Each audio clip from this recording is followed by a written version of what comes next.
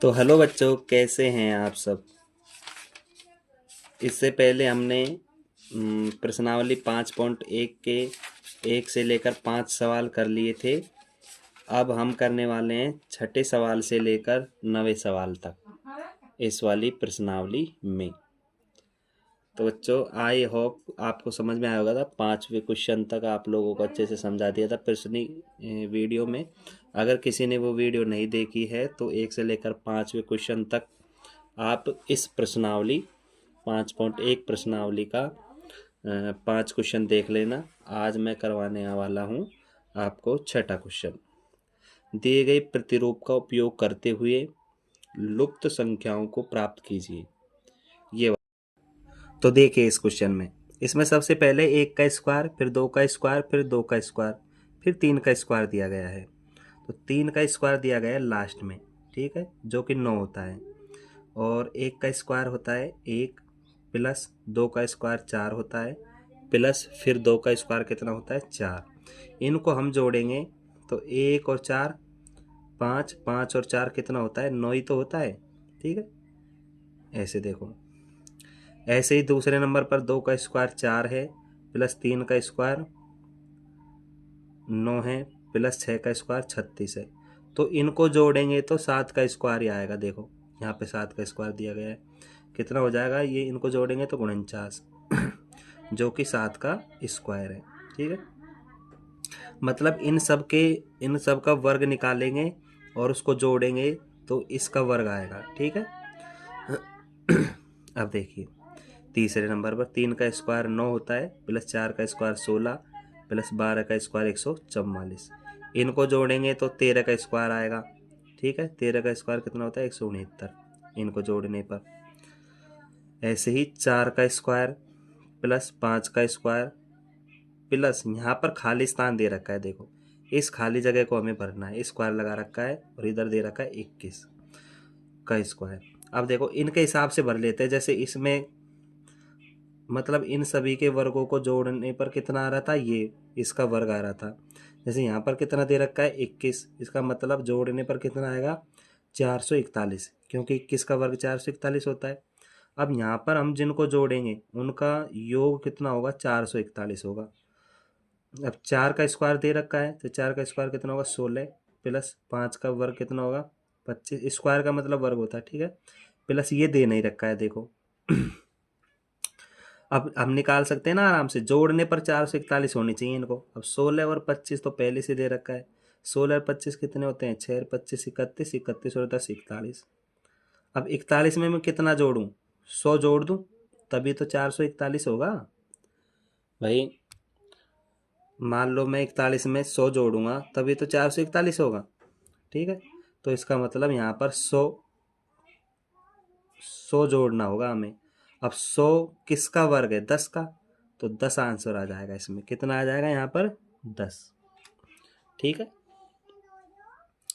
अब देखिए नेक्स्ट में क्या था 5 का स्क्वायर, फिर यहाँ पर खाली स्थान था, प्लस उसका स्क्वायर है, प्लस 30 का स्क्वायर बराबर 31 का वर्ग, ठीक है। अब 31 का वर्ग आना चाहिए जोड़ने पर। अब 31 का वर्ग कितना होता है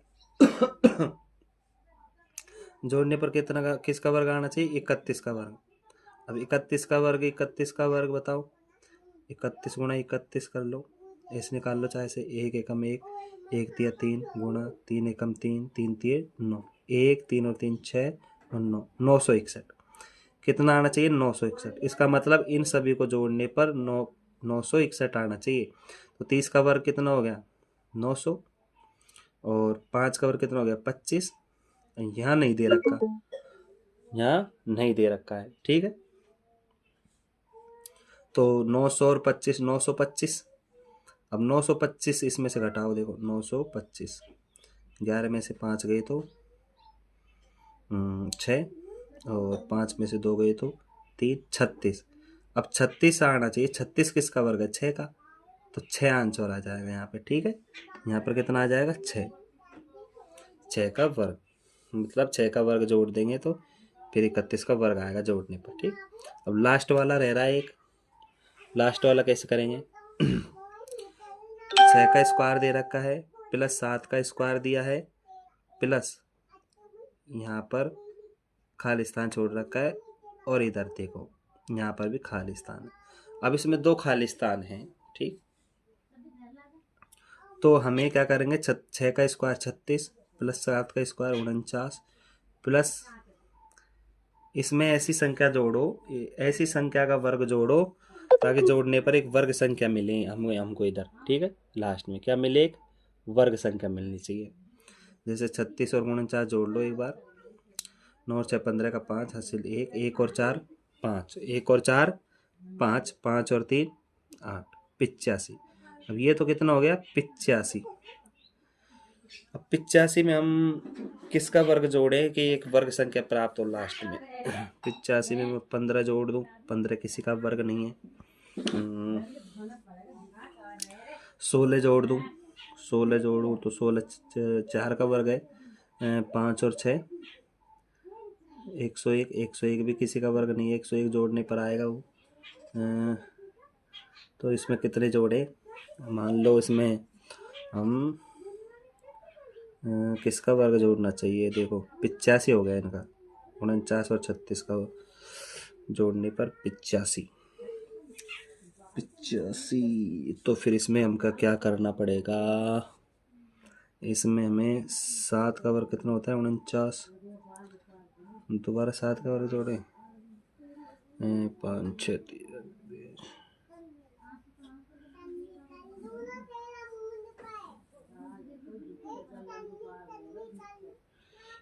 सॉरी बच्चों, इसमें देखो, इसमें मैंने एक मिस्टेक कर दी थोड़ी सी। इसमें हमें जोड़ना था 20 का वर्ग, कितना जोड़ना पड़ेगा इसमें, 200, 400, सॉरी 400, इसमें 400 जोड़ना पड़ेगा यहाँ पर, तभी तो 441 होगा। सॉरी बच्चों, सॉरी मेरी गलती है, इसमें 400। तो बच्चों अब हम करने वाले हैं 7वां क्वेश्चन, योग संक्रिया के बिना योगफल ज्ञात कीजिए। मतलब जोड़ना नहीं है इनको, बिना जोड़े ये बताना है इसका योगफल क्या होगा, ठीक है। इसका मतलब जोड़ने पर क्या होगा, बिना जोड़े ये बताना है। तो बिना जोड़े हम कैसे बता सकते हैं, देखो लगातार सम संख्याएं 1 + 3 + 5 + 7 + 9, ये लगातार सम संख्या है। जैसे 1 के बाद में 2 आता है ना, 2 को छोड़ दिया 2 तो सम होती है, 3 के बाद 4 को छोड़ दिया 4 सम होती है ना। फिर 5 के बाद में 6 को छोड़ दिया 6 सम होती है, 7 है। मतलब लगातार ये सम संख्याएं हैं, सॉरी विषम संख्याएं हैं लगातार ये। तो ऐसी कंडीशन में हम क्या करेंगे, लगातार विषम संख्याओं का योग क्या होता है, n, ये n संख्याएं मान लेते हैं इसको हम, लगातार विषम संख्याओं का योग, लगातार, इधर देखो, लगातार विषम संख्याओं का योग, लगातार विषम संख्याओं का योग होता है बराबर n स्क्वायर। मतलब ये जितनी भी संख्याएं हैं जिनको गिन लेंगे हम, 1 2 3 4 5 है ना, 5 संख्याएं हैं, तो उसका वर्ग कर देंगे, मतलब 25, ठीक है। पहले का आंसर है ये, 1 2 3 4 5, पाँचों को गिनकर उसका वर्ग कर देना है तो 25। तो इसका योग, इसका मतलब क्या है, 1 3 और 5 और 7 और 9 को जब हम जोड़ेंगे तो उसका योग 25 आएगा। चाहे से आप लोग जोड़ कर भी देख सकते हो, आप लोग जोड़ कर भी देख सकते हो, ठीक बच्चों। तो आ रहा होगा आप लोगों को समझ में, आप लोग इसे जोड़ कर भी देख सकते हो। पर क्वेश्चन में ऐसे करना है जैसे मैंने किया है ना, ऐसे करना है सेम, बिना जोड़े बताना है। वो कह रहा है कि बिना योग संक्रिया किए करके बताना है। तो आपको ये सूत्र लगाना है कि लगातार विषम संख्याओं का योग क्या होता है, n स्क्वायर, ठीक है। और n स्क्वायर मतलब टोटल संख्याएं गिन लेंगे, 1 2 3 4 5, 5 कर देंगे और उसका वर्ग कर देंगे, ठीक। n की जगह केवल 5 लिखना है और स्क्वायर की जगह स्क्वायर, तो कितना हो जाएगा 25, ठीक है।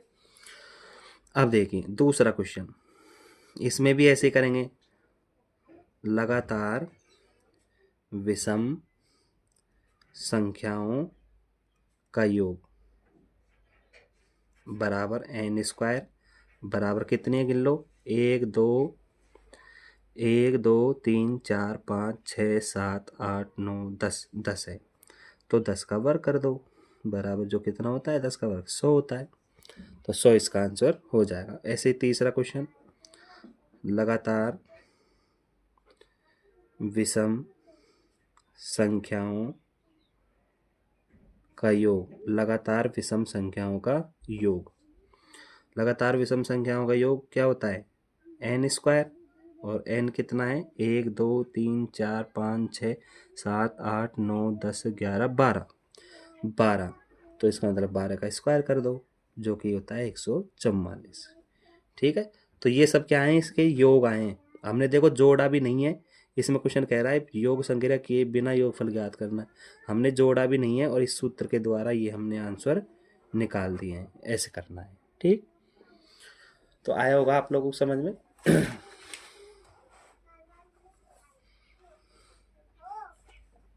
अब ये क्वेश्चन क्या कह रहा है इसे पढ़िए। नेक्स्ट क्वेश्चन, गुणनचाश को 8वां क्वेश्चन, गुणनचाश को 7 विषम संख्याओं के, गुणनचाश को 7 विषम संख्याओं के योग के रूप में लिखिए। अब ये सेम उस क्वेश्चन का उल्टा है, 7वें क्वेश्चन का ये सेम उल्टा है। इसमें तो ऐसे लिख रखा था, इसमें कह रहा है कि गुणनचाश को 7 विषम संख्याओं, ऐसी संख्याओं के रूप में लिखना है। या 8वें क्वेश्चन का मतलब ये है कि जैसे गुणनचाश है, गुणनचाश अब एक वर्ग संख्या है, इसको लगातार हम विषम संख्याओं के रूप में लिख सकते हैं। लगातार जोड़ी गई विषम संख्याओं से एक वर्ग संख्या प्राप्त होती है, हमेशा याद रखना।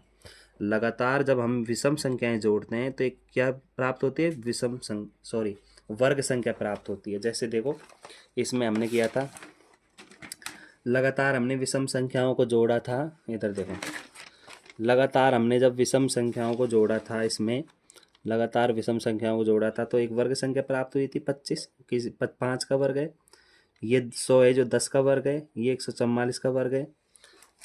ऐसे ही हम ये गुणनचाश है,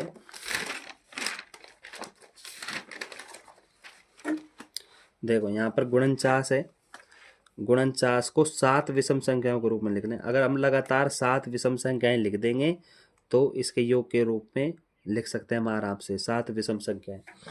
देखो जैसे गुणनचाश को लगातार विषम संख्याओं के रूप में लिख दो 7 तक, क्योंकि 7 का वर्ग है ना, 1 प्लस 3 प्लस 3 के बाद में विषम संख्या क्या है, 3 के बाद में विषम संख्या क्या है 5, 5 के बाद में 7, 7 के बाद में 9, 9 के बाद में 11, 11 के बाद में 13, 13 के बाद में 15, 15 के बाद में 17, 1 2 3 4 5 6 7, सॉरी यहाँ तक ही लिखना है, केवल 7 संख्याएं लिखनी है। ठीक है, 7 संख्याएं लिख दी। अब इनको हम जोड़ेंगे तो कितना प्राप्त होगा हमें, गुणनचाश। ठीक है, ये पहले का आंसर है, 8वें का पहला। अब 8वें का दूसरा करें तो 121 को लिखना है, कितनी 11 विषम संख्याओं में तो 11 लगातार विषम संख्या लिख दो 11। ठीक है, 1 plus 3 plus 5 plus 7 plus 9 plus 11 plus 13 है, और प्लस 13 के बाद में क्या हो जाएगा 14, 15, 14 नहीं होगा क्योंकि 14 तो क्या है सम संख्या है, 17 प्लस 19, 19 के बाद में 21, 1 2 3 4 5 6 7 8 9 10 11, कितनी हो गई 11, 19 के बाद में 21 आ जाएगा। ठीक है, ये देख लो, ये हमारा 8वां क्वेश्चन है, बिल्कुल आसान है, कोई ज़्यादा कठिन नहीं है। अब ये देखो, निम्न संख्याओं के वर्ग के बीच में कितनी संख्याएं, निम्न संख्याओं के वर्ग के बीच में कितनी संख्याएं। अब हमें क्या करना है, इसका वर्ग निकालना है, इसका वर्ग निकालना है, और उनके बीच में देखना कितनी संख्या। कैसे करेंगे, देखो पहला क्वेश्चन, 9 का पहला क्वेश्चन, 12 और 13, 12 और 13 के बीच में बताना है कि 12 और 13 के बीच में बताना है कि 12 और 13 के बीच में बताना है कि इसमें कितनी, इसके बीच में कितनी वर्ग संख्याएं हैं, इसके बीच में कितनी वर्ग संख्याएं।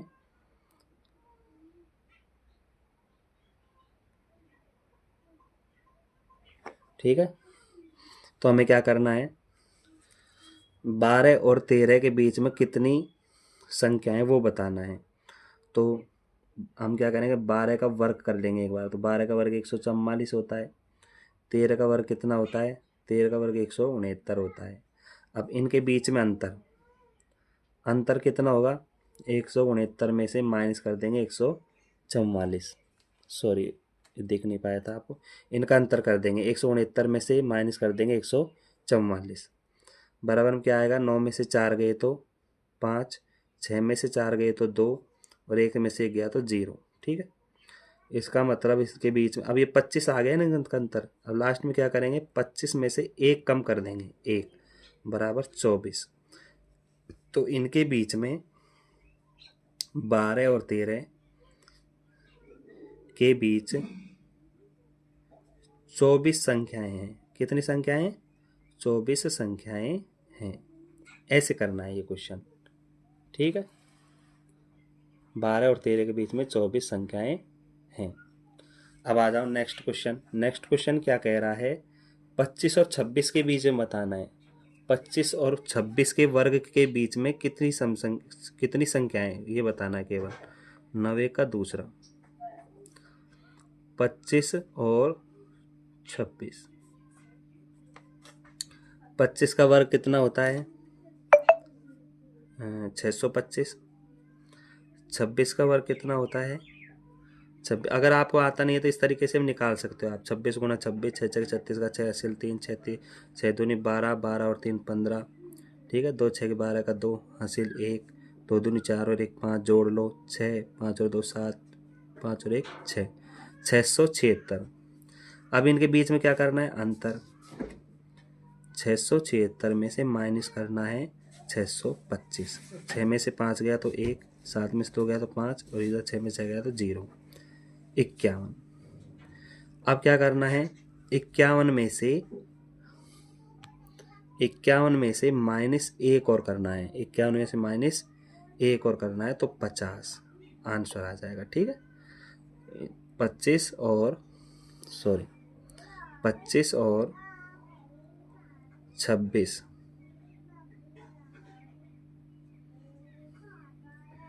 के वर्ग के बीच 50 संख्याएं, क्या लिखेंगे, 50 संख्याएं हैं।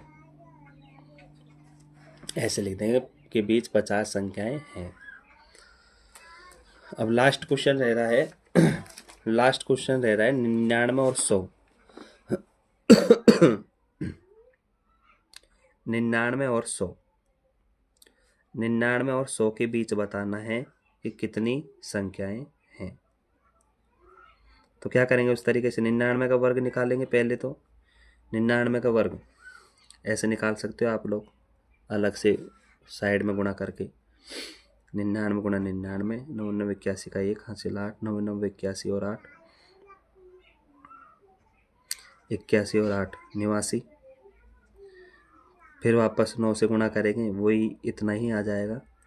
1 9 और 1 10 का 0 हासिल 1, 10 18 1 8 और 1 9, 9801, 9801।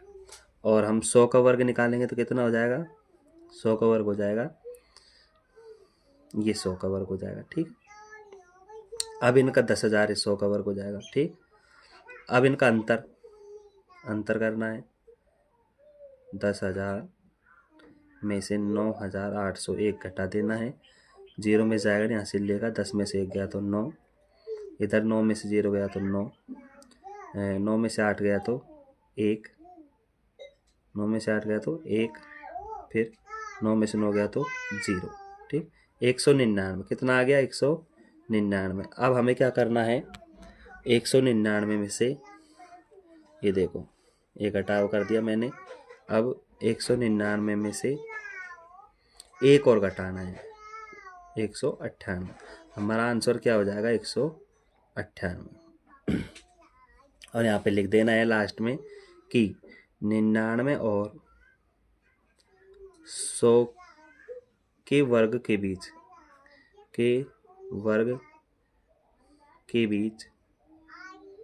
198 संख्याएं हैं।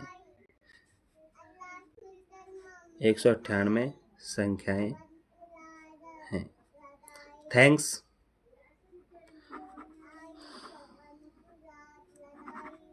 तो आई होप बच्चों आपको ये वीडियो बहुत ही पसंद आया होगा। आज की मैंने आपकी प्रश्नावली 5.1 मैंने पूरी करवा दी है।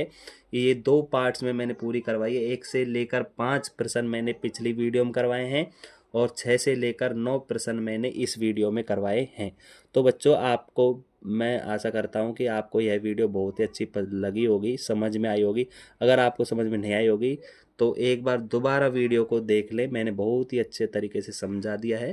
तो आप, मुझे पता है कि एक बार इस वीडियो को दोबारा से देख लेंगे तो आपके अच्छे से समझ में आ जाएगा ये, है ना। और बच्चे आप अगर यूट्यूब पर नए हो तो चैनल को सब्सक्राइब कर दें प्लीज़ बच्चों, सपोर्ट चाहिए, मैं यूट्यूब पर नया हूँ। लाइक करें, कमेंट करें और शेयर करें। थैंक यू बच्चों।